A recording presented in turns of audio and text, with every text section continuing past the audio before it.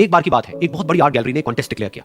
उसमें उन्होंने अनाउंस किया कि जो भी पेंटर पीस को डिपिक्ट करने वाली वर्ल्ड की सबसे अच्छी पेंटिंग बनाएगा उसको $10 मिलियन का इनाम मिलेगा। ये बात पूरी दुनिया में फैल गई और पूरी दुनिया से हजारों पेंटर्स ने अपनी अपनी पेंटिंग भेजी उस कॉन्टेस्ट में पार्टिसिपेट करने के लिए। उन हजारों पेंटिंग्स में से जो इस कॉन्टेस्ट के जजेस थे उन्होंने फाइनली 100 पेंटिंग्स को शॉर्टलिस्ट किया और उन 100 पेंटिंग्स की एक एग्जीबिशन लगाई। उस एग्जीबिशन में इन सारे पेंटर्स को तो इनवाइट किया ही किया, साथ ही साथ मीडिया वाले भी बैठे हुए थे और मीडिया वालों के साथ हजारों लोगों की भीड़ भी जमा थी, क्योंकि प्राइस अमाउंट इतना बड़ा था तो सबका इंटरेस्ट था ये जानने में कि कौन जीतेगा, कि वो पेंटिंग कैसी होगी और कौन वो पेंटर होगा जिसको इतना बड़ा अमाउंट मिलेगा। फाइनली वो दिन आ ही गया। वहां पर सारी ही पेंटिंग्स देखने लायक थी और एक से बढ़कर एक थी।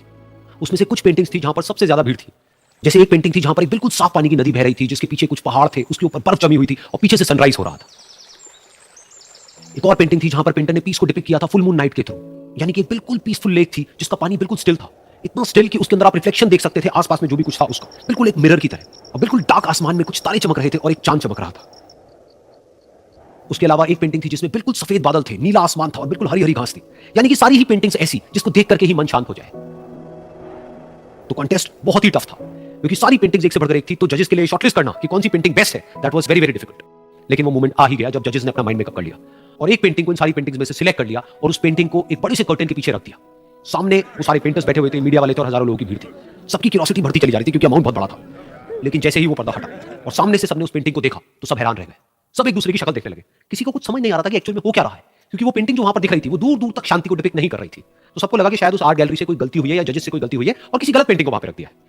तो कुछ पेंटर्स एक साथ गए, जाकर के उस आर्ट गैलरी के ओनर से मिले और जाकर के उससे पूछा कि क्या ये कोई गलती है, गलती से कहीं कोई गलत पेंटिंग तो आपने वहां पे नहीं रख दी है। तो आर्ट गैलरी वाला थोड़ा सा मुस्कुराया और बोला नहीं, ये पेंटिंग बिल्कुल ठीक है, जजेस ने इसी पेंटिंग को सिलेक्ट किया है और यही पेंटिंग आज की विनर है। सारे पेंटर्स ये जवाब सुन करके गुस्से से भर गए और सबने मिलकर के रिवोल्ट कर दिया और ये देख करके सारे मीडिया वाले अपनी अपनी जगह से खड़े हुए और भागते हुए गए उस आर्ट गैलरी के ओनर के पास और अपने अपने माइक सुन के मुंह के आगे कर दिया। तो अगेन वो आर्ट गैलरी का जो ओनर था वो हल्का सा मुस्कुराया और उसने कहा कि मुझे कुछ बोलने से पहले एक बार इस पेंटिंग को आप लोग ध्यान से देखिए, थोड़ा पास से देखिए, शायद आपको कुछ ऐसा नजर आए जो दूर से नजर नहीं आ रहा है। क्योंकि आप सबने एक चीज तो देख ली कि इस पेंटिंग में आंधी है, तूफान है, चारों तरफ सब कुछ तहस नहस हो रहा है, आसमान में बिजली कड़क रही है, काले बादल है, ये सब तो आपने देख लिया। लेकिन एक चीज नहीं देखी कि इस पेंटिंग में एक घर भी है। उस घर में एक छोटी सी खिड़की है जहां पर एक आदमी खड़ा हुआ है। ध्यान से जाकर के देखिए, वो जो आदमी खड़ा हुआ है और बाहर देख रहा है उस घर से, उसके चेहरे पर कोई डर नहीं है बल्कि एक हल्की सी मुस्कान है, एक ठहराव है, एक सुकून है। और यही है शांति का असली मतलब। यानी कि शांति का मतलब ये नहीं है कि हमारे बाहर सब कुछ शांत है और फिर हम शांत हैं, क्योंकि वो टेम्पररी है। असली शांति का मतलब ये है कि हमारे बाहर चाहे जो कुछ भी हो रहा हो, हम अंदर से पूरी तरह से शांत है, हमारा मन शांत है। क्योंकि जिसका मन शांत नहीं है उसको चाहे आप कितनी भी सुंदर से सुंदर जगह पर ले जाकर के बिठा दो, वो वहां पर भी जाकर के दुखी ही रहेगा। लेकिन दूसरी तरफ से जिसका मन शांत है, उसके बाहर चाहे कुछ भी हो रहा हो, चाहे मौसम कैसा भी हो, चाहे उसके आसपास में सब कुछ तहस नहस हो रहा हो, तूफान हो, लेकिन वो अंदर से बिल्कुल शांत रहेगा। और यही है शांति का असली मतलब।